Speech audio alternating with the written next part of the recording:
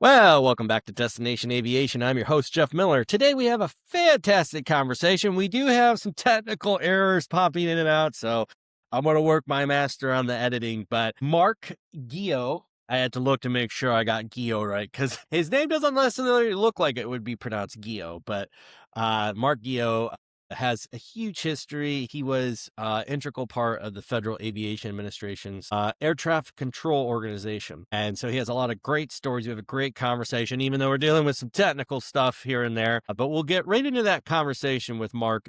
Welcome to Destination Aviation. Thank you, Jeffrey. Great to be here. Yeah, no, we met at an Embry-Riddle, I guess it was internship guidance seminar? Yeah, kind of a webinar, I think is what we called it, yeah. Webinar is better than seminar. It wasn't in person. That's a good point. It's showing my age. But I enjoyed hearing your stories and your background. And since I'm selfish enough to understand all of that before we get going, maybe you could just explain a little bit of your background to the listeners? Gosh, well, I was born at a very early age. No. Okay. It took me a second. Sorry, it's still a bit early. I was like, wait a minute. Did he just say what I think he said?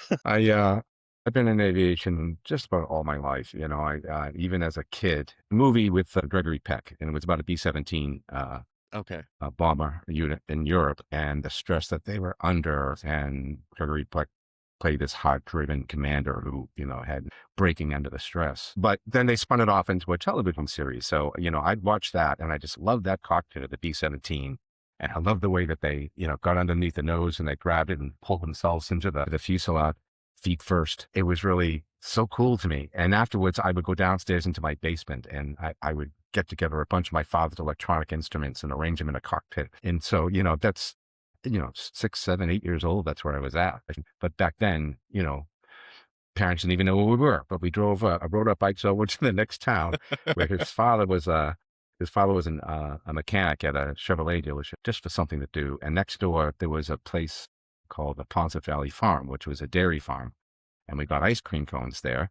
And across Route 1 from there was Newark Airport. So we rode our bikes over to Newark Airport and we sat there on the hill having our ice creams and watching airplanes take off and land like a couple of 12-year-olds. And this guy pulled in, Wiggins Airways was operating the hill towards flight operations. And my friend said to him, "Hey, how much would it cost to take us up?" And he said, well, it's $4 a piece, so it would be $8. And so, we got our change in our dollar bills and everything, and we only had $5 between us. So the guy just kept on walking, we only have $5. And then, we're watching the airplanes, and then my friend, who was always playing pranks on me, hit me in the arm and said, "Hey, did you hear that?" And I said, "What?" And he said, "They just announced over the loudspeaker that the two boys that have $5 that want to go for a ride to come up to flight operations." And I'm like, "Oh, you are so full of it." So he drags me up to flight operations, and it was legit. They said, "Yeah, we'll take you up for $5." So they brought us down to the airplane. He did the pre-flight check, and to my surprise, my friend climbed in and got into the back seat. So I said, "Well, that's cool." So I got in the co-pilot seat, right? And up we go, and the guy said, "You want to fly it?" And I said, "Sure." And he let me fly it. And that was it. Wow. My aviation career was locked in from there. I worked 2 part-time jobs through junior high and high school to come up with enough money for 1 flying lesson a month. Well, I'll tell you, I can understand you were born at a young age if it was $8 to go for a ride in a right? 40. Right. It was that flying lessons when I started, it was $36 wet with the instructor an hour. Can't even get around the taxiway for that now. Right? Anyhow, so and so my goal, you can't solo until you're 16, right? Yeah. And I turned 16 on August 15th, and my goal was to solo, and that came and went, and I didn't solo, and I didn't solo until November, 3 months later. Well, I don't want to say you're a failure, Mark, but Jesus, that's what I thought. I thought I was a failure. That I was crushed. But yet in Massachusetts, you have to be 16 and a half to get a driver's license. Oh, so I actually flew in. Okay.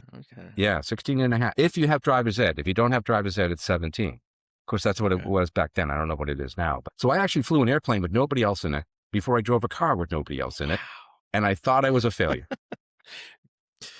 Well, at that age, that's what we all. I'll say I didn't miss 16 by, what was that, 3-4 months? Yeah. I think you're doing all right. Yeah. So then I went into the Army after high school. I wanted to be pilot, helicopter pilot. Okay. So I'm a flight data specialist at Boston Center now. And before I got out of the Army, about 9 months before I got out of the Army, and by the way, I went to Embry-Riddle while I was in the Army, and the Army paid 75% of it and allowed me to attend while I was on duty. So it was a great deal. I mean, It's I'm beautiful. telling you, the military is just a fantastic option. Anyway, so I'm a flight data specialist at Boston Center. And about 9 months before I got out of the Army, I applied for the air traffic control exam because I heard there was like a 2-year wait, right? And that Christmas, when my now brother-in-law, my best friend, and I went home on leave, I got in first at Boston Logan. And at the time, the 17th floor of the control tower at Boston Logan, which at the time was the world's tallest tower, Oh, I didn't know that. 317 feet tall. Yeah. In fact, we used to answer the phone up there, world's tallest. I love it. But anyway, the 17th floor was a cocktail lounge. Oh my and God, really? It had, That's even better than being the yeah. tallest. And it had like floor-to-ceiling windows on both sides of it. So on one side, you'd be looking out at the Boston Harbor and the skyline, and the other side, you'd be looking at the airport. I used to take my dates there in high school because it was so impressive at night, you know? So anyway, I got in first. So I'm up at the cocktail lounge and I'm waiting for his flight. Have you seen the tower? And I said, no, because I told him I was in air traffic control in the Army. Yeah. He says, you want to see it? I said, absolutely. He says, let me make a phone call. So he calls up to the tower and he arranges it. My stairs. This 15 years from now, I'm going to be working here, you know, because that's about how long it took back then in order to make your way through the system to a major facility like that. Yeah. So now I'm out. I'm a flight data specialist at Boston Center, and I applied for the exam about 9 months happened. I applied for it again. Well, I was in Alabama when I applied for it the first time, and I was in Massachusetts when I applied for it the second time, and I didn't understand that there were two different registers. And so I got, and they had just changed the exam. Nobody had seen the new exam yet. So I got my test notification for both on the same day. And the one for Alabama was 2 weeks earlier than the one in Massachusetts. So I begged my parents. I said, I got to go down. If I go down to Alabama and test down there, I'll be on the register 2 weeks ahead of everybody up here. Yeah. And so my parents were kind enough to buy me a ticket, and I flew down there. I took the exam. And then when I got back to work at Boston Center, my boss found out that I had seen the new exam and nobody had seen it. So he asked me if I'd be willing to put together a course for all of the flight data specialists that were that were waiting to take the exam. Wow. And you could remember it that well. Because and I could remember it. So I put together a 4-hour course. 4 hours off of memory? Yes. And I thought, congratulations. And I thought when I took the exam, I'd already been in control of it for years. So it's like nothing to me, except I had never worked radar before. And that actually was a big part of it. So I teach this course, and then these guys get their test results and I get my test results. And I got a 78.5. And with my 5-point veterans preference, it bumped it up to a 83.5. Wow. Which was not high enough to get hired in the New England region. It wasn't. Okay.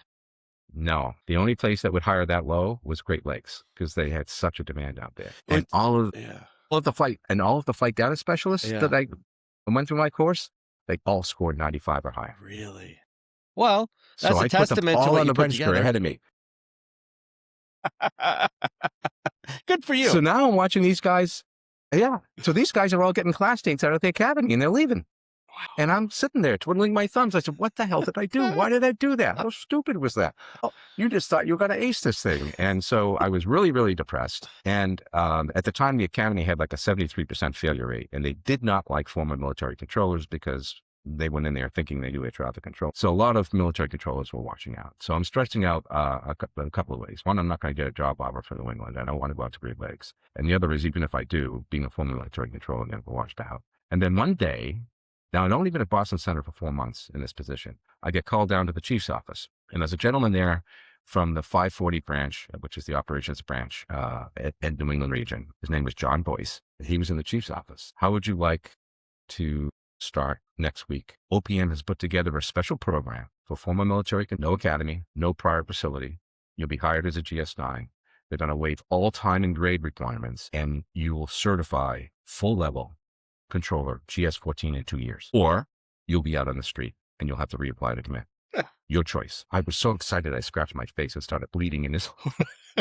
And so of course I took it. And I remember day one, there were 18 of us, and the chief at Boston Tower at the time, he came in and he said, look left and look right, because only 6 of you are going to make it. Wow. And he was right. Wow. Only 6 of us made it. And I was fortunate enough to be one of them. And so, yeah, I was, I think I was 24 years old living at home with my parents. And I'm going to apologize. You were air traffic controller in the military as well? Is that? Yeah. Process. I apologize. I guess I got lost there. But when you went through that process, you controlled at an airport in the military? Yeah, 3 of them. 3 of them. Yeah. Okay. So when you came out and you went to the FAA, you were in, was it FAA? It wasn't Tech Ops, but it was, what were you, was the original position? Air traffic.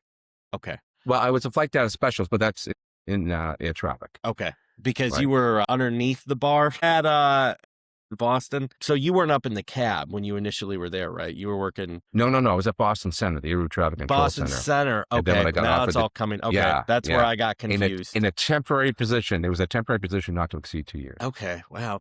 And all so that of was this, up in Nashua, New Hampshire. And all of this time was right when Reagan was dismantling his PATCO, right? Before NACA. Yeah. He gave them 3 days. They were fired. They were terminated. How did you? And at the time, yeah. The Justice Department wanted to go after them for treason because, federal employees take the same oath of office as the President of the United States. Right. And it's illegal. It's an act of treason to strike against the United States government. And Justice wanted to go after them. And President Reagan said, look, they've lost their jobs. They've lost their careers. Yeah. A friend of mine, when I first started in my career, this is 25 years ago, he was an air traffic controller that walked out, and his brother flew charter, and he was at National, I guess, ironically, what became now Reagan, right? Which I think some controllers refuse to call it Reagan. I still call it Washington. Yeah. I still call it Washington National. Yeah. But, when I remember, so his story, his brother basically was saying to him, because he was like, oh, man, my friends, they're going to get on the picket line. And he's like, don't do it because you're going to get fired. And they're, who knows if they're ever going to hire you back. And they never did. He got fired. He didn't go in. And then he was blackballed. He couldn't work for the FAA ever again. And so he ended up, by the time I knew him, he was, he said it was lucrative, but he had a small business where he was fixing dents on cars. My brother, he just retired as an air traffic controller, and it's such a unique job.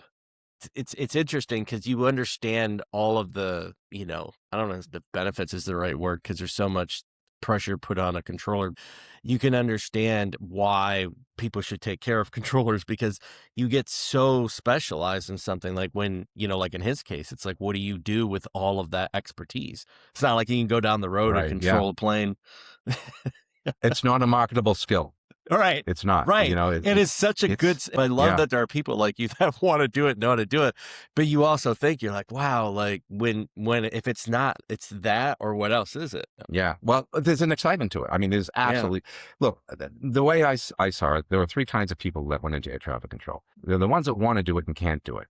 Right. They're smart enough to pass the exam. They get through the academy. They can memorize the airspace. They can memorize the phraseology. They can memorize all the procedures and the approach plates and all of that stuff. But when it comes time to plugging in and turning one airplane in front of another, they can't do it. They're intimidated by it, right? And then the second is that can do it and don't want to do it. They're the ones that actually can get certified, but they're white knuckle controllers. They're sweating out everything that they do. And those are the ones you hear about the pressure and the how, it affects their health over time and that sort of thing. And the third group are the ones that can do it and want to do it. Those are the adrenaline junkies. Those are the ones that if you're not putting me in on the Friday night rush, I want to know why, because I can move more airplanes than anybody else.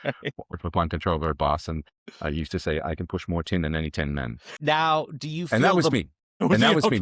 When I got off position, the first thing I do is look at the traffic count. How many airplanes did I just work in that hour? Do you feel the bar being in the tower helped at all? Do I feel the what, below me? Yeah, below you. Well, so it's an interesting story about that because when I got to Boston, a lot of the controllers were Air Force, right? So back in 76, there was a sick out. TACO staged a sick out, and President Carter realized that, geez, if these guys walk off the jobs, we're in trouble. We don't have a plan. So he got together with the Secretary of Transportation, the FAA Administrator, the Secretary of Defense, and they come up with a plan that matched similar-sized military airports with civilian airports and had a deployment plan that if these guys ever walked out, these controllers from these airports would automatically deploy to these airports. And that's what happened. Most of the controllers at Boston, when we walked in the door, the 18 of us, they were Air Force. Now, they were living in 2-bedroom luxury apartments, driving government cars with government credit cards, and they didn't have to wear their uniform. And then this was pretty cool. Yeah. Every time one of us certified, one of them went home. So needless to say, they were not motivated to get us certified. Right. So they would beat the heck out of us all day long. And then when we got relieved by the afternoon shift, we'd go down to the 17th floor of the control tower, to the bar, and we'd sit there facing out at the airport, and they'd be buying us beer. I'd have 5 beers stacked up in front of me. They'd all be canned, right? And we would be joking and criticizing the evening shift. And then, that the guy goes around because it's too tight. They blew that one, And it was great camaraderie. And we closed that place at 10 o'clock at night. And we'd go over to the Pony Lounge in East Boston. And we would be like there until 2 in the morning. And then we'd have to be back to work at 7. Wow. And these guys would just beat us up all day long. Wow. And so one by one, people started filling out of the program, right? And and with the 18 of us, we knew only 6 of us were going to make it, right? So it was if it was a reality show back then, this would have been the reality show, watching what happened to these 18 people. And once you realized that somebody was on their way out, you stopped socializing. It was like they were cursed.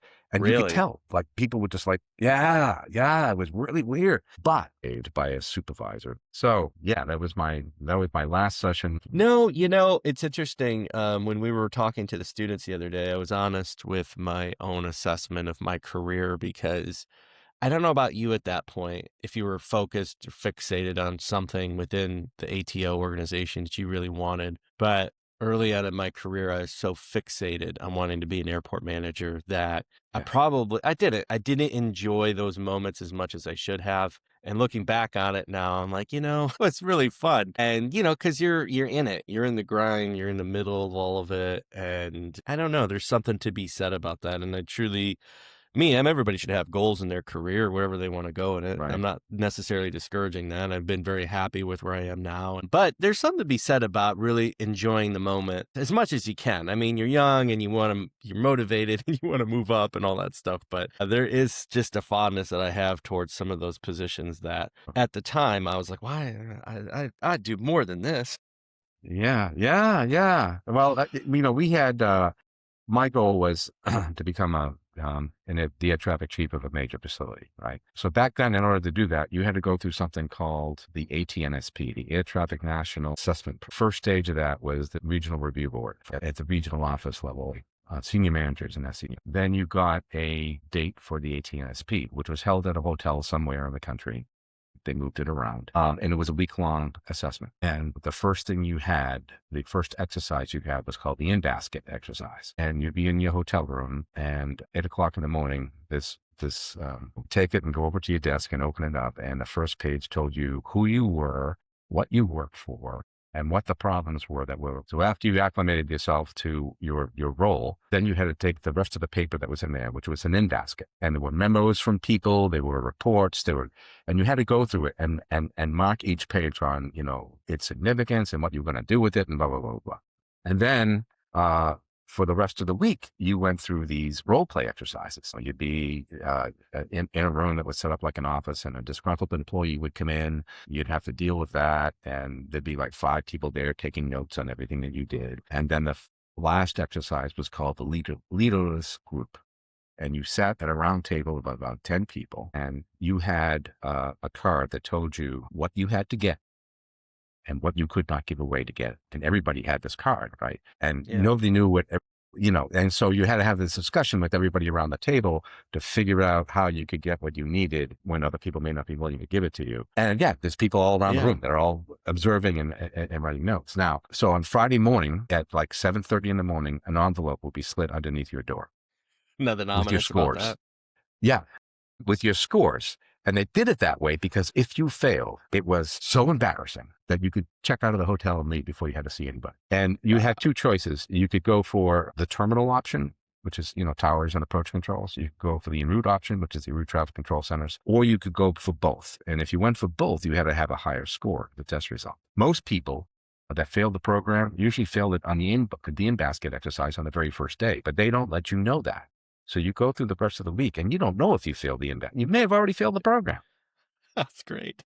So that was the most stressful thing I ever did in the FAA. What and I'm getting a little lost on it. What's that prove? What's that supposed to prove? They're assessing your leadership and management ability in Okay. different scenarios, right? So, like, in that Look, case, are you supposed to, like, ask for help? Or what do they what so in the test, what do they expect you like, if they know you failed right out the door, are they just seeing how yeah. you handle it for the week? Well, you don't know that you failed, Well, you don't know, but right? they know, right? They know, but you don't So if know they know you failed, but they're still willing to give you a chance for the week, or are they just messing with you? because your interaction with other people Yeah. is necessary for the rest of the exercises to work. So you can't be taken out. Uh, okay, so they're not necessarily giving you a second chance. They're just leaving you No, no, there. Okay, because they interesting. need you to function to make the other exercises work. Yeah, Interesting. yeah, But you passed, I assume. Okay, yeah. And good. then I passed. Yes, I passed. I went for both options and I passed. And I that was a very emotional day because Yeah, it was so stressful. I've never felt that kind of stress working traffic. Isn't that yeah. funny? Isn't that Wow. really strange? Yeah, it's Yeah. funny what humans do to other humans. Yeah. Seek out a Well, yeah. manager, let's see. Well, the air traffic culture is very, very thick, and there's a lot of ego to say it, right? And it's Yeah, people look to be a controller, especially at a busy facility.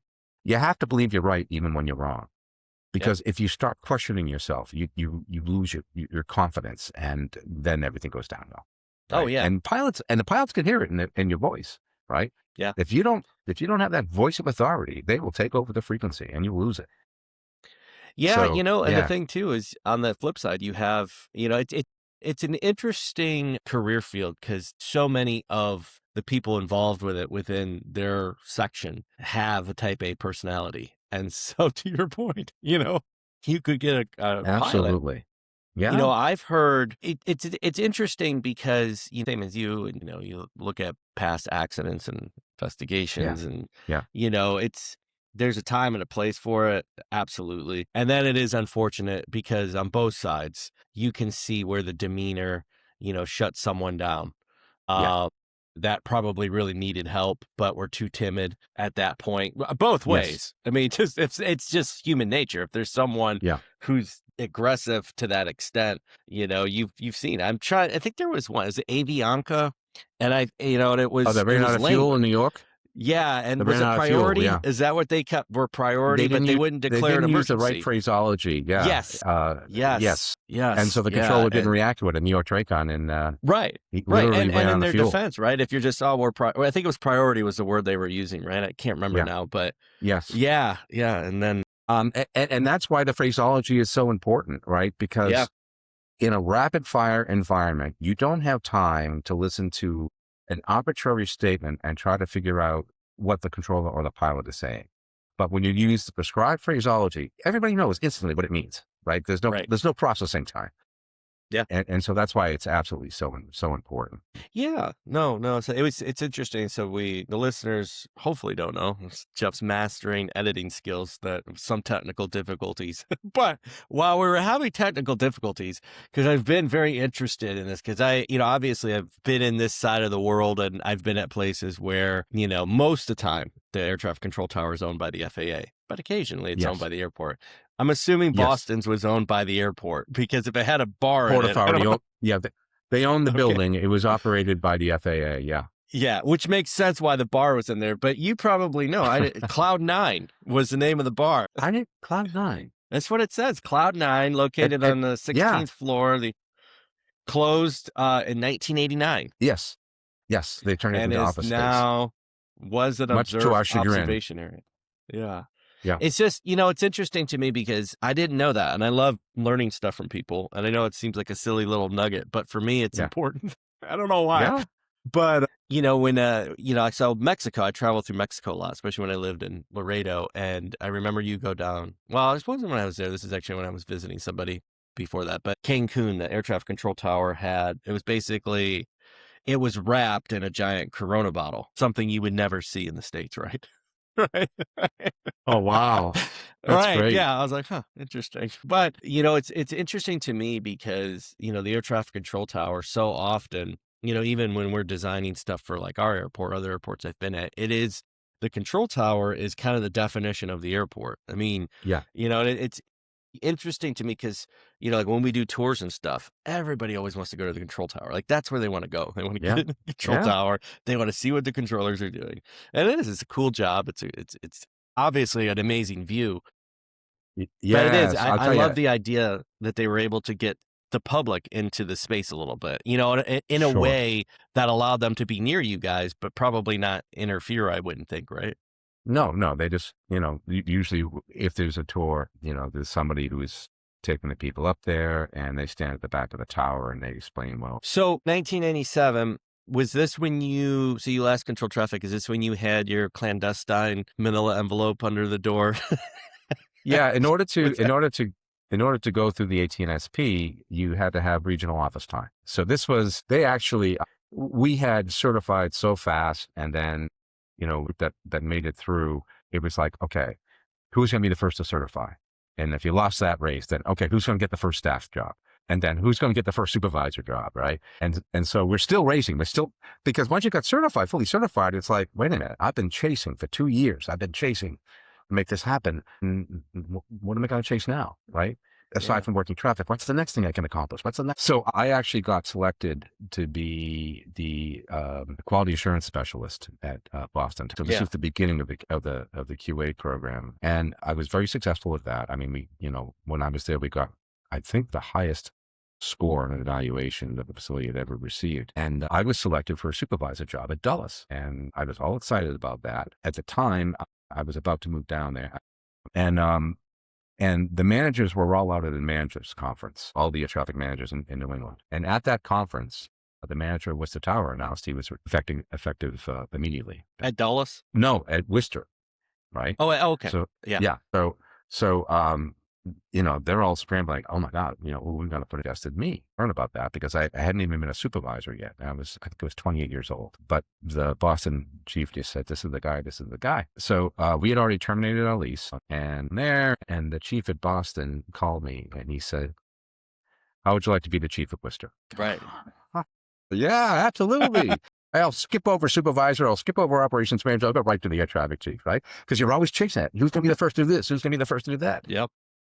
And he said, so here's the plan. You're going to go out to Worcester for 2 years, and then you're going to come back to Boston as a GS-15 supervisor. We've all talked about it. This is your career path. It's all laid out, and there are enough players involved in this that even if people retire, And I said, and what about what's called a permanent change of station, PCS, a paid move, because we had a paid move down at Dulles. And he said, there's no PCS money.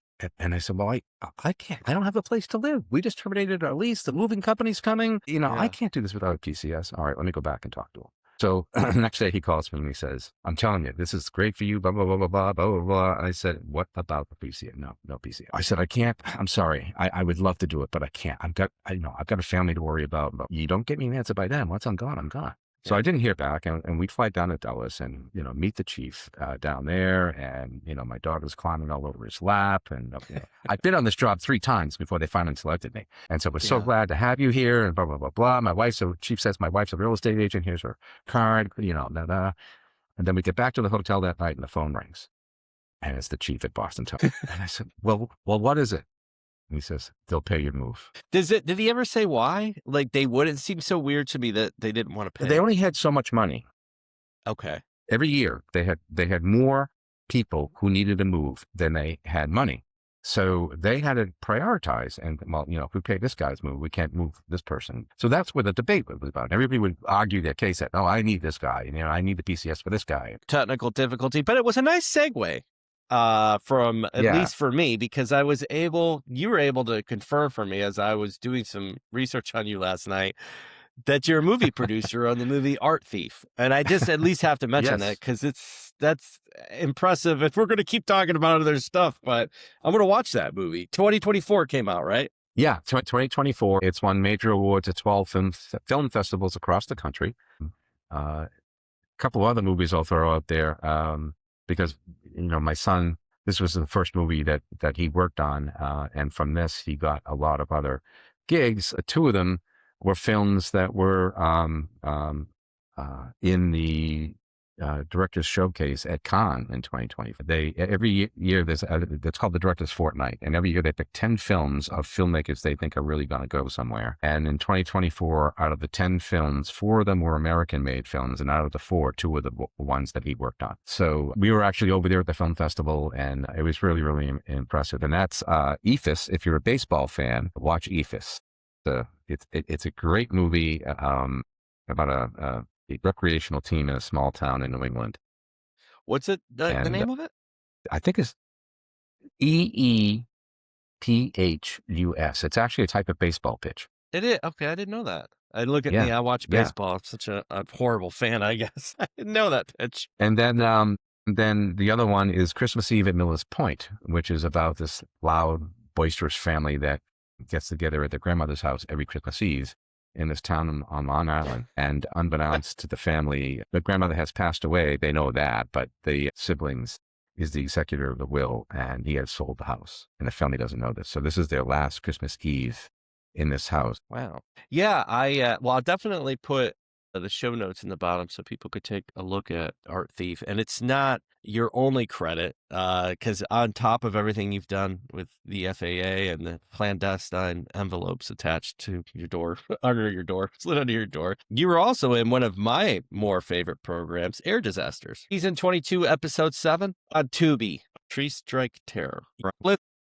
Yeah. For our listeners, as we're settling back in, Mark and I have we have a disconnect going on, just generally speaking, but it's been enjoyable though. So, okay, for the listeners, and I think we have some pretty good continuity here, and the magic of editing, it'll probably all sound fantastic, Sure. but we were leaving your position. We were at Bradley. We were talking about the incident. Now, did you end your career at Bradley with the FAA, or was that your last stop, or did you move on from there? No, I actually, from there, I went through the Senior Executive Service Training Program and was at headquarters once again. I had been on a detail to headquarters before. I had put together a software development team that developed the first enterprise-wide business system at FAA, and first time that I did business processing. So now I went back to headquarters on this gig under going through the SES program. And from there, they asked me to go into New York TRACON to take over the operation. No easy task. I said no at first. But then the chief operating officer made it very clear to me that no was not an option, that they needed me to go into New York TRACON. So that's where I finished up. I did, and that was past my retirement point. I mean, I was actually eligible to retire about a year and a half prior to that, but the job was so compelling. I mean, in reality, I was working for about 20% of my pay. If you factored in what it would be getting from my retirement and paid, I was actually working for about 20% of my pay, but the job was so compelling and exciting. It's such a great operation. It's just great people up there that I stayed on to do that gig. Yeah, there's like I said, there's something to that creative side of we're in the mind where you feel like you have something you can give back to the industry, especially once you get some experience under your belt and you kind of decide what you think. You spend a few decades in one industry, you come out with a lot of opinions, and it's a shame sometimes when you see, and I get it, like, hey, you want to move on and stuff, but I do love seeing people that are engaged, giving back, and like I said, even when you run the numbers and the numbers personally maybe don't make a lot of sense, but that you take all that expertise that you learned and apply it, especially when you factor in what you'd be making in the private sector on top of it, so it was spending really, really important work and addictive. If you want to get a feel or a vibe of New York TRACON, that there's a video you can Google called New York TRACON State of Mind, and it's a recruitment video that we put together to try to attract, and it's very fast paced. It's very high energy. Yeah, I remember I had on this place after seeing that video. It's so intense. And I said, well, this place is intense. And there are controllers who are intense. Those are the ones we want to attract. Yeah, no, absolutely. Absolutely. Yeah, I love that. So then your transition, I know now, and I'm cheating because I have the resume you sent to me, but you're the Chief Executive Officer of Aviation 2.0. And that is, Yeah. what is that exactly, Mark? I mean, I could read it, but better coming from Yeah. you than Well, me. yeah. So I did a year with Saab as their business development director for Civil Aviation and FAA. Immediately about Saab is that they have a great digital remote tower solution, and they had deployed it all across Europe, Asia, for ramp control for United and American. And I was like, we should be implementing this technology in the National Airspace System. This is the future of airport tower control. It is too expensive to maintain the physical plant of a legacy tower. There's 263 of them that have to be maintained. The FAA predicts that there's going to be an over $3 billion sustainment deficit by 2033. 10 years ago, or probably 11 years ago now, they built a new tower, $100 million.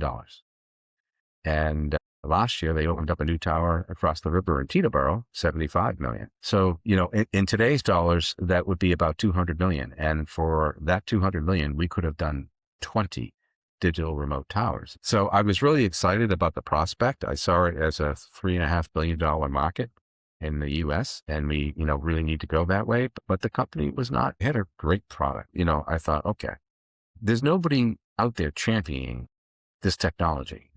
Somebody needs to start being kind of the John the Baptist of digital remote towers. And I solely focused on creating. Since that time, I was able to meet with FAA Deputy Administrator Chris Ross. Great conversation about the promise of digital remote towers, but they said that, under the brand new air traffic control system, BNACS, that they're still trying to figure out what they're going to do and in what order they're going to do it. So in the meantime, there was a grant application announced in the Federal Register, towers that were in the Federal Contract Tower Program. Now, the Federal Contract Tower Program is for towers that are typically owned by the Airport Authority, and they're not busy enough to be an FAA operated control tower. So what happens is there are 3 or 4 private companies that contract with the FAA to provide controllers to these towers. So they are contract controllers. They don't work for the FAA. They work for the company, and the company's under contract with FAA. And this grant application was for towers that were in the Federal Contract Tower Program that either needed their tower refurbished, needed it replaced, or the creation of a digital remote. So we jumped on that. The partner at Aviation 2.0 is a gentleman, but former CEO of Air Traffic Management. He is responsible for implementing the first digital remote tower in the world. And so he and I just, hit it off right away when we met over in Sweden, and both have the same energy about making this happen. So now FAA just announced that they're going to buy 50 remote tower solutions over the next 5 years. Yeah. For I believe it's, but at least now they're starting to move. They're actually starting to do stuff with it. And I was just up at the FAA Tech Center in Atlantic City to see the remote tower set up there for Qantas is putting their system through the certification process. Very, very exciting to go up and see where they're at. Certification by the end of next year. So that's coinciding with our effort. We also are going to, so the grant application that we submitted would be to combine multiple towers into one facility, really help the companies that provide the Federal Contract Tower controllers, because it's hard to find those people. I mean, if you look at one particular tower, how many retired, usually they're retired controllers. Yeah, they don't have the 56 requirement, right? At the contract tower. Right. They don't have the age 56 requirement. So usually it's the retired controllers that live in this area that, become but depending on the tower, how many, and they don't do it for long. They only do it for a few years and then they call it quits. So it's very challenging for them to be able to maintain the staffing levels, where with a digital remote tower center, I call it a consolidated tower complex, you can put them anywhere, and you can put multiple levels of towers in the same facility. You could actually have a controller come out of the academy with CTC and train on a small facility.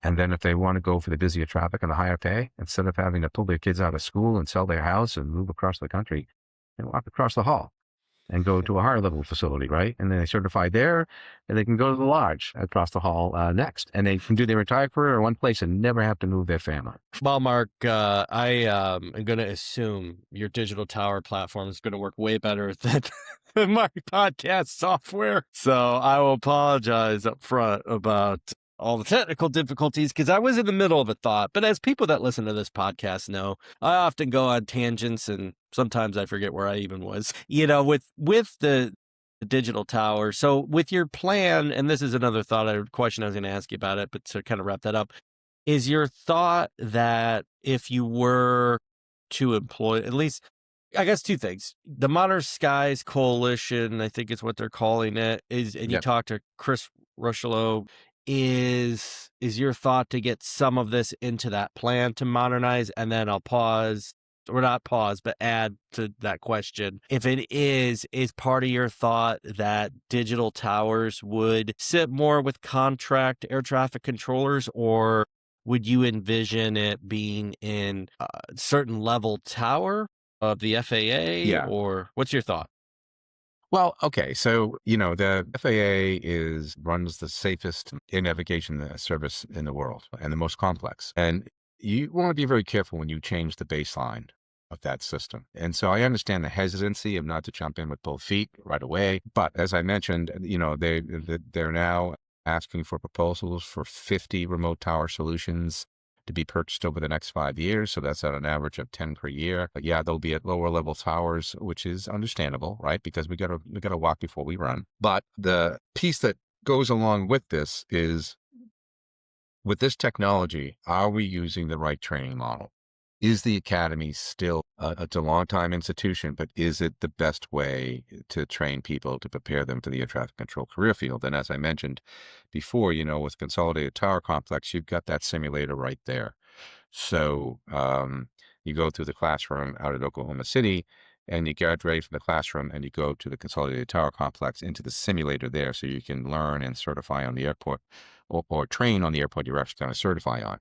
In combination with that, the FAA is trying to encourage more institutes of higher learning to get engaged in the air traffic control process. And their latest focus, they talk about community colleges. Well, part of my plan to create this Consolidated Tower Complex, this first one, is to partner with a community college. And I'm meeting with them next month to discuss how to develop that. So now we have a model where the classroom and simulation stuff can be conducted by the community college. They graduate from that program and they walk right into the digital remote tower. So now we have a staffing source that's extraneous to the traditional paths of staffing these consolidated towers or federal contract towers.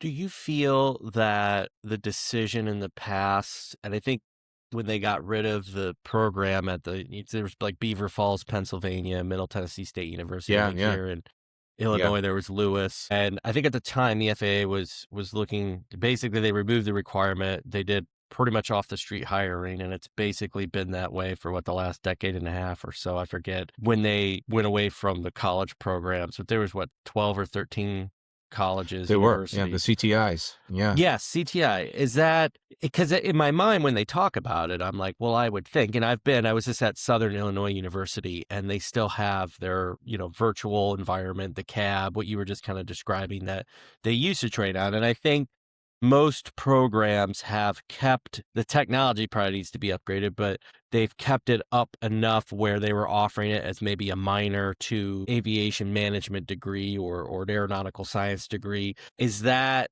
one? Do you think that was a misstep on the FAA's part to get away from that rather than focusing purely in, because even with the college programs, they still needed to go to Oklahoma City, right? That still was the last step. Regardless, you had to go to Right, Oklahoma City, right? right. But your So program would be, they could stay in the it bypassed the academy altogether. all together. Okay. Yeah. Yeah.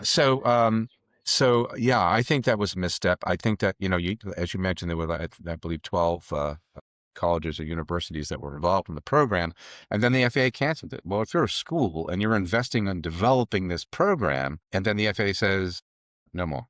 That was just a complete waste of time and money and resources that could have been directed to other programs. I think that's a dangerous move. FAA has now gone back to it with the ECTI program, and I hope that they stick with that model. But I also think that in order to arrive at the right destination, it has to be data driven. Let's take a look at the performance of these training environments and what they delivered.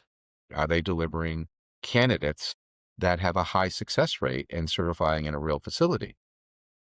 But what needs to be changed? And you have the standard, you have the baseline, which is the academy itself. So you compare the performance of these programs against the academy performance, and either it's better, worse, or the same. Do you and I just saw an article on this, because they've been doing a lot of outreach, which is great to see for hiring. But with that, one of the things I just saw is they were focusing on, maybe younger generation that has a lot of experience. I know it sounds kind of weird, but I could also see where this makes sense, but I'd like your opinion as the expert. Video games. And they were Yeah. saying, oh, well, if you have an aptitude to play in a video game, you could potentially be a good controller. Does that jive in your mind, that kind of thought process? I'm not a video game gamer kind of Okay. guy. I mean, so There was no Pac-Man back in your day? there was Pac-Man, but it's not like these, No, I don't. these very sophisticated games that they have now, right? So, but one of the challenges that you have as a controller is the level of situational awareness that you have to maintain, because you not only have to be aware of what's happening in your control position in front of you, but you have to maintain the situational awareness of the control positions around you and what's happening out the window and what's going on in your ear, right? Because not only do you have pilots in your ears, but you have other controllers coming into your ears, and a lot of times, you'll be listening to a pilot when a controller punches in, but your controller next to you is saying something that catches your attention. And so you have to kind of go into the zone. And maybe that's something that video gamers do, except that video gamers have everything right in front of them. And that's not the air traffic control environment. It is a multi-level, multi-location, sensory engagement that you have to have, where you can listen to 5 conversations at once and visually connect the dots, especially in the tower environment, because in the tower environment, you're constantly, looking around. That's why they're called swivel heads, because you just have to maintain that situational awareness. So I don't know. I mean, I think Yeah. it's an interesting approach. If nothing else, I think it has appeal. Like if somebody feels like they're a really good video gamer, it may encourage them to go after an air traffic control position where otherwise, if they hadn't mentioned that aspect of it, they wouldn't even think of it. So we'll see. We'll Yeah. see. It's interesting. And I forget the airport, but I'm sure you would know, but maybe it's your company, but there's an airport in Florida, right? That where they just certified with the digital tower, or they're working towards that They're process? working towards it. It's Okay. Bartow. Okay. Yeah, KBOW. And they're doing incredible things down there. They're actually they've created a facility which I would call Consolidated Tower Complex, because there's an additional airport. I forget the name of Winter Haven. I think it's Winter Haven. So they're creating a digital tower for Winter Haven, as well as replacing the tower at Bartow in the same facility with a training program that's not affiliated with any type of educational institution. They're starting their own. But again, that's a model, and they can't. I don't think they can go. They don't want to go live until they're using the Frequenza system. And the last I spoke to the manager down there, he did not want to go live until the system was certified, because they want to go after being included in the federal contract tower program.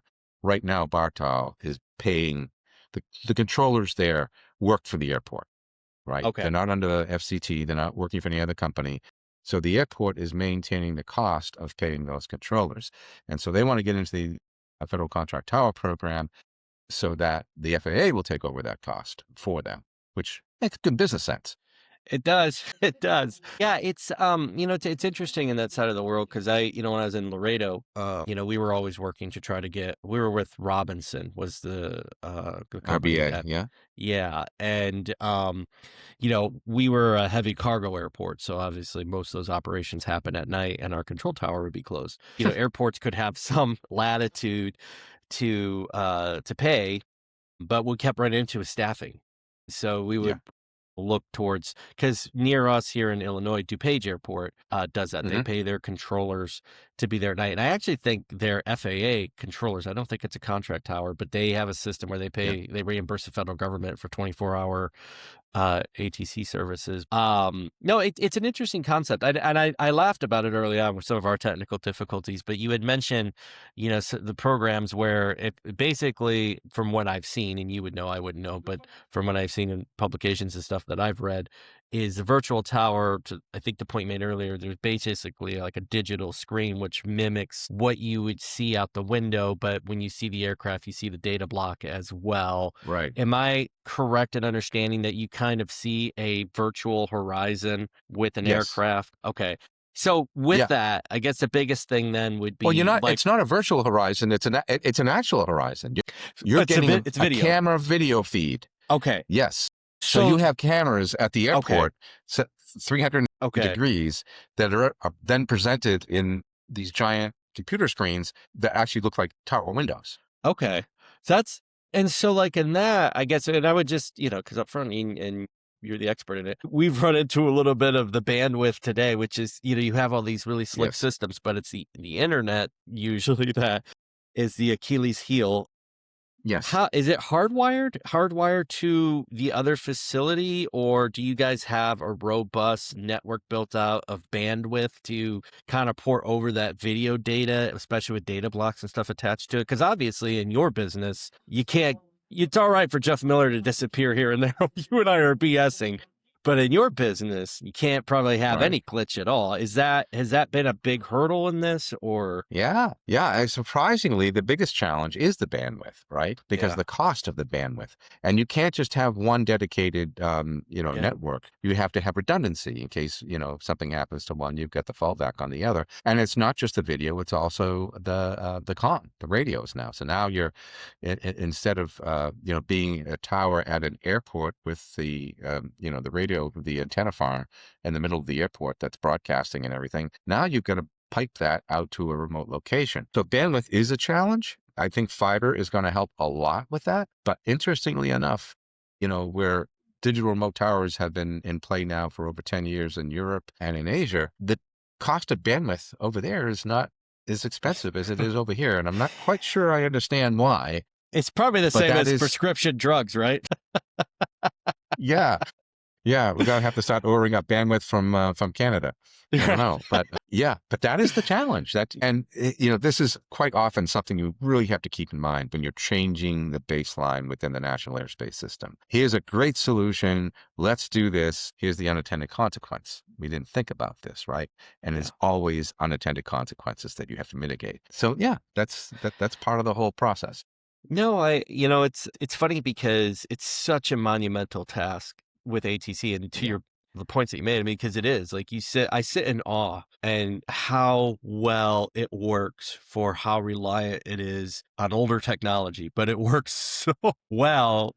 I mean, obviously, when it doesn't go well, that's what gets the attention every given day. I mean, as I'm sitting here speaking to you above your head, above my head, and it's just almost flawless as a system, comparative to any other industry. And so to your point, you're right, because there is obviously room for improvement, but I think there is that level of, like today, the expectation. I was just yesterday, I saw, and of course the news media, right? They do what they do with it. And it was like, the Midway Tower finally, enters the digital phase or something. And I think what the story was, because I had heard something similar at National where they got away from the paper strips and it's Electronic digitalized flight strips. Yeah. Okay. So I think at the crux, that's what they were really referencing, but kind of like, oh, look, they're dealing with 1960s tech. I was like, okay, well, it's not. It was interesting because I think it was you that was talking about it, maybe with the students, but it had never clicked in my own mind, but thinking about how specific an actual location is and the equipment. And I think that parlayed into, I don't know if it was Secretary Duffy or Brian Bedford, but after I think the comment that you had made, we're talking with the students, I looked into a little bit, but I hadn't realized how many different systems are different at an airport versus another airport. And I think it goes to your point earlier about, I love the thought of when somebody goes into training or training at whatever facility they're going to, because there is such a uniqueness I didn't even completely understand there. Yeah. As a matter of fact, we talked about the 22 air route traffic control centers. And the saying goes that if you've seen one center, you've seen them all. Because they really are cookie cutter buildings. The buildings are exactly the same. They are. But with airports, if you've seen one airport, you've seen one airport. Yeah. Yeah. Right? Because they're all different. And the towers all have their equipment configured differently. And that's part of what Secretary Duffy and Administrator Bedford are trying to do in the brand new air traffic control system, is they want everything standardized. So no matter what tower you walk into, the equipment is in the same place at the same location. The challenge with that is that tower caps are different sizes, right? And different shapes. Yeah. right? And that's one of the benefits that a digital remote tower provides, is that you can standardize it. No matter what tower you walk into, it'll look exactly the same. And Yeah. so the learning curve on that is dramatically reduced as controllers move from one facility to another.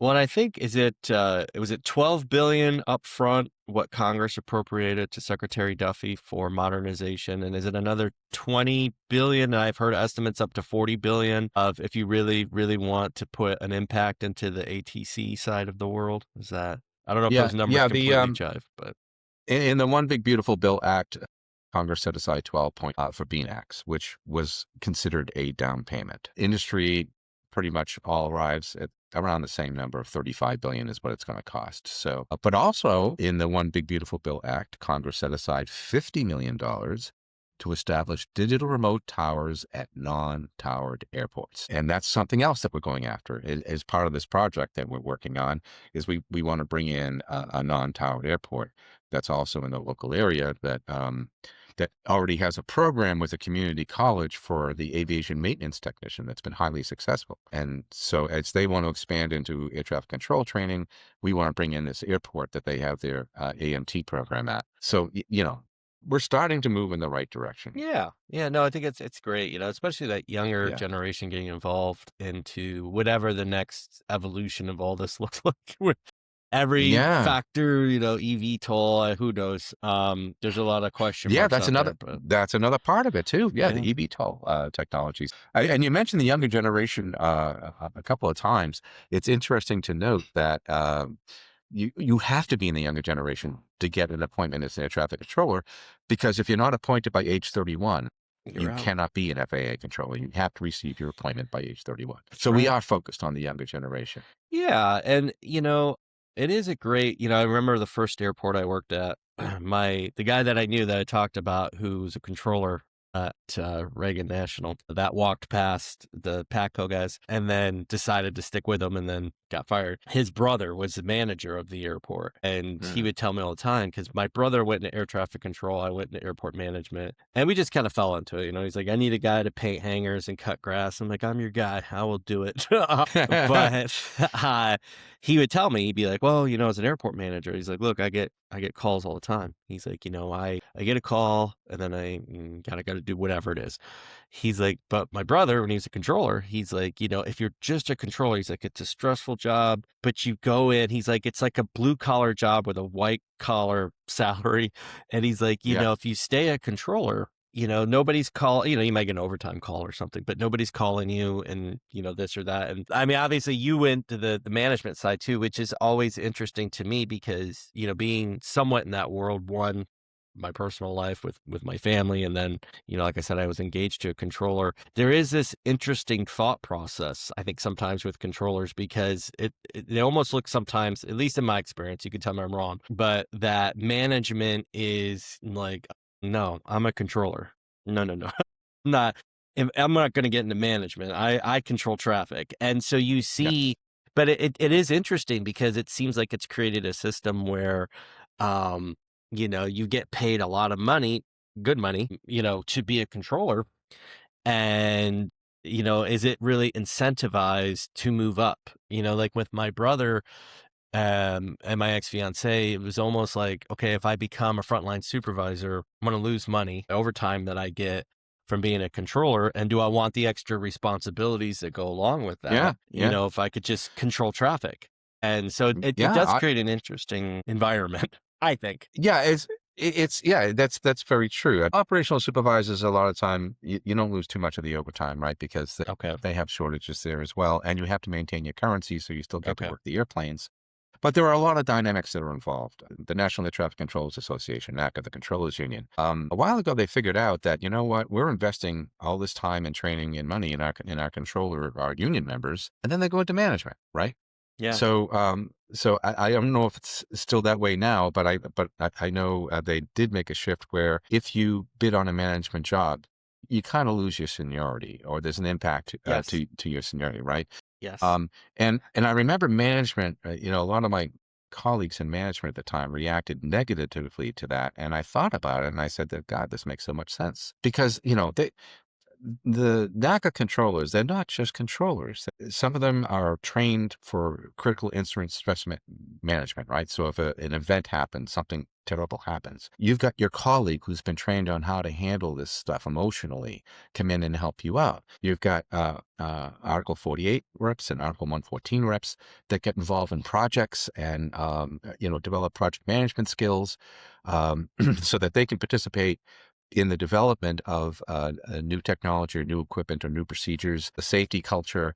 NACA puts a lot into the training of their members, and they keep them actively involved. And so I totally understood it when they did it. In fact, I thought, why didn't they do this before? Although Yeah. that makes a challenge for management now because it's, you can't get people from the controller ranks. But here's something to think about, Jeffrey. If you think about the skills it takes to be a manager and to lead people, and you think about the skills it takes to be an air traffic controller, they're incompatible. An air traffic controller tells you what to do, and if you don't do it, you're going to the penalty box. And you better listen to what I'm saying, because I don't have time for your nonsense, Right. right?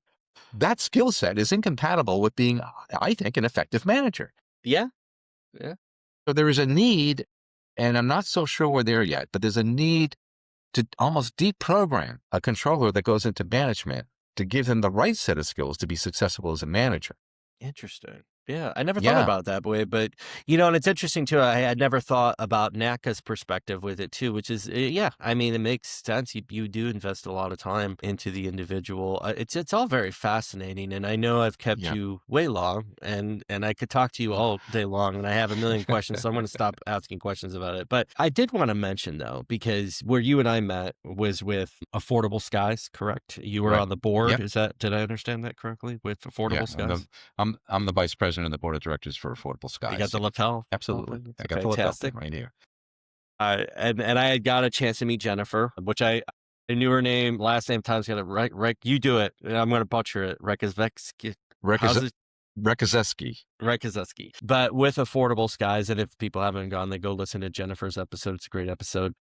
Yes. How do you feel about the current environment? I mean, we talked a lot about air traffic control. Obviously, you have your hands in a lot of stuff. We see the news about, and I should preference, because if you go back and listen to that episode, I was a little confused at the beginning too. Affordable Skies is maintaining access for people into the National Airspace System, not maybe necessarily focused on ultra low cost carriers, but there's a good story out there right now that I would love to hear your opinion on as we're wrapping up the show here. But with Spirit Airlines, how do you feel about the government potentially taking a 90% stake in an airline? I mean, it's not unheard of if you look at like the automotive industry for us to prop up industry that's deemed important, or to maybe, I don't know if too big to fail is the right term here, but on our side of the world, right, where you and I kind of come from the government side into an industry that is very heavily private, whether that's the airlines or the concession operators or the consultants, whoever it might be. But in this case, right, you could look at it and say, well, Spirit Airlines failing and dissolving is an opportunity potentially for like a United, but is that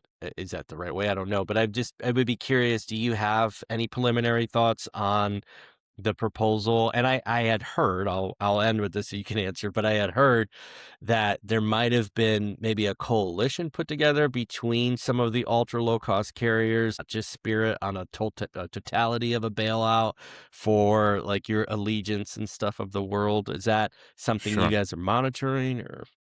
Yeah. Yeah. So, first of all, the pitch for Affordable Skies, Jennifer has just done an absolutely incredible job building this organization out of nothing. We now have over 11,000 members, and we're Wow. growing. But the reason why I think it's really resonated with so many people and why it's growing so fast is because if you look at the policy decisions that are being made and who's sitting at the table contributing those policy decisions, you've got aircraft manufacturers, airlines, airport authorities, all the different unions of the aviation workers. You've got government. Where's the traveler? Where's the person who's buying that ticket is paying for this entire system? Where are they in the policy decision discussions?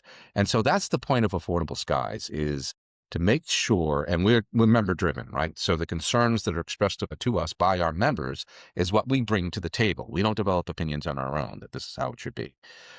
So we make sure that and we do a lot of polling and a lot of surveys, that people's opinions, concerns are brought to the table. And Jennifer was just appointed by Secretary Duffy to the Aviation Consumer Protection Advisory Committee. There's only 4 seats on that committee, and only one of them goes to an advocacy group. And it was given to Jennifer in Affordable Skies because of the work that she's done. So yeah, we're watching all of this. We watch what's happening with airfares. We're watching what's happening with the fuel prices. And you mentioned the concessions, right? Because the concession really, really challenging out there for a family of 4 to buy food in an airport at the prices that they charge is crazy, right? And so that's like going to affordability Disney as World. well, right? Yeah, make sure you eat before you go into the park, kids, because we're not eating in there. We on vacation, my kids used to say, "Is this a 2-meal vacation?" Meaning, we usually had access to the club at the hotel. Yeah. And we'd eat breakfast for free there, and then we wouldn't eat all day in the park, and then have a meal. Yep. But anyway, the Alta low-cost airlines are part of that ecosystem, right? Yeah. And the reference you mentioned, the coalition, is an association called the Association of Value Airlines, and they're specifically focused on the low-cost airlines, and they're being challenged right now because with what's happened with fuel. We want to talk about the operating margin for a major airline is one thing, but the operating margin for an ultra low cost airline, just by the nature of their business model, is very, very thin. And nobody saw this fuel thing coming. Yeah. So, here you have an airline like Spirit that's trying for the second time to get out of a Chapter 11, and they can't do it a third time, right? So this is it for them. Yeah. So then, you have to think about, well, what's the impact to the ecosystem if we let that happen? Versus, what if we did do some sort of a TARP-like bailout, that keeps them alive and keeps them competitive and keeps pressure on the cost of the system. The automakers that we bailed out, they paid all that back with interest. I remember. Right? So I mean, it's not a bad model. The challenge you have is that I think that there are other value airlines that are maybe tinkering on the brink right now with the fuel costs, and they're saying, hey, wait a minute. You got to bail them out, bail us out too. Well, you're not in the same situation as Spirit. You're not coming out of, trying to get out of bankruptcy for the second time. And this is the end for you. So, I don't think it's apples and oranges, and I know it's a very competitive market, but this is me talking. And I just think that this is worth looking at. I think there would be an economic impact to the pressure on airfares if something like Spirit went away. And, another merger acquisition news. Local airline here, some small airline, never heard of them, here in Chicago, put up a bid, or at least I should say put out a announcement, Scott Kirby purchasing United, purchasing American, which it seems like American has shut the door on. And I read an interesting article last night on Mr. Kirby that I had not known, but he was a big gambler, and he actually was a card counter, and I guess he's been thrown out of most of the casinos. But in some way, I was like, you know what? This seems to, because it seems like United under his leadership has had, I don't want to say scattershot effect, but any emerging technology like boom, or it's like, oh yeah, well, we'll put it in order. Gives 15 of them, or eVTOL. Yeah, okay, And so like with this, I'm like, it's an interesting move on his part. Personally, I don't feel like one single entity probably owning, what would it be at that point, 50% of the capacity domestically probably would benefit the end consumer. If history were to say anything about price control. But again, it's in the news. It's funny with these things because when you think the door is shut completely, it seems like it cracks back open. And what seemed like was completely gone on Monday, because I understand the Trump administration, unlike the Spirit deal, has not been maybe as open to the thought. But, he mentioned again, I guess at some press conference yesterday, about, well, it would be a really good idea. It would create millions of jobs, which I don't really understand that part, but obviously I'm not an airline executive, so maybe. But any gut check on that one? So when you say he says it's a good idea to create millions, who are you speaking about? Oh, that was Kirby Scott or Kirby. the president? Yeah, the president. Okay. From what I understand, the administration is not open to this potential merger. Yeah, I just want to make sure I didn't miss something there in the news. Sure. Yeah. I was throwing names all over the place. But I don't see that happening, creating millions of jobs. In fact, a lot of times what happens in airline mergers is there's a reduction in staff because the duplication of the functions of a lot of people behind the scenes gets reduced. But the president has said that he wants competition in the aviation market, in the airline market. So, a lot of people thought, well, American United, that would never happen, but maybe under the Trump administration, because he's so Right. pro-business, but yet but President Trump has come out and said, no, I want competition out there. Right. And I think that's the way it has to be. I think it would have a detrimental effect on the cost of airfare for this to happen. And it's not needed. I mean, United just posted their first quarter numbers, and they're very, very, very strong numbers. I was surprised. Now I know the first quarter takes us right into the increase in the fuel prices, so we're not Right. necessarily seeing the impact of that yet. But I was really surprised at their numbers, how strong they were. Yeah. So it's not like they're hurting and they need it, right? Right. Right. So I don't know. I'm not sure It's what that's about. interesting. I don't, obviously, in my mind, I would think, an airline doesn't make a move like that unless they have a good foundation financially. And it has been, since COVID, it's been a rebound of a pretty good market on all indicators, even with the price of fuel.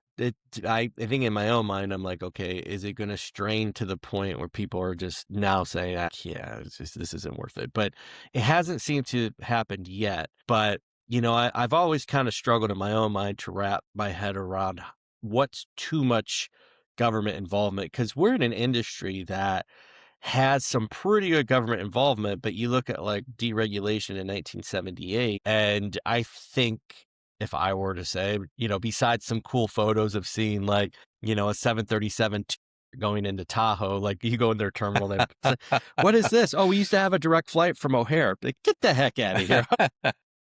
Was this before 78? Yeah. But, I think that obviously, some markets lost, right? I mean, you can look around even this area and say like St. Louis, right, with TWA and stuff. There were markets that lost out, and it created the hub and spoke system. I don't know. There's a part of me, and that's why I asked the question to you, because you're heavily involved in that side of the world. And yeah, I'll be curious to see how things can evolve on that front. But I love that you guys are in that space advocating Yeah. for it. Because you're right. I've been at airports where, airports in the US are mostly some sort of local municipality, whatever that is, right? It's a Yeah. county, it's a city, it's an authority.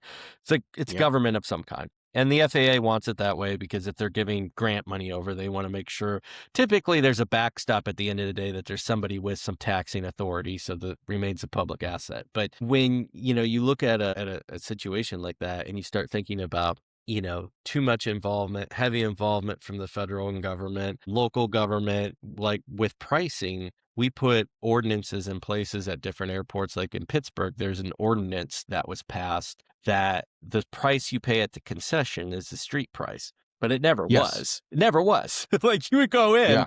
and you would be Yeah. like, I guess this is somewhat a street price. It's not as bad as some airports. Yeah. It's also not like, oh, I'm just going down to the corner and picking up a cheeseburger. That's not typically the way that works. So I don't even completely understand that aspect either. And I'm intricately involved in that. To your Sure. point earlier about good intentions, sometimes you put something in place and it's like, wait, I guess I had The maybe. unintended consequences. Yeah. Right. Yeah. We just, Affordable Skies had a meeting with the CEO of Yeah. Pittsburgh International. Yeah. And that's one of the things that we talked about was that, the requirement for street pricing. And we wish that more airports would adopt that. One of the stories that we tell from Affordable Skies is about a family, I think it was a family of 4 or 5, that were being delayed.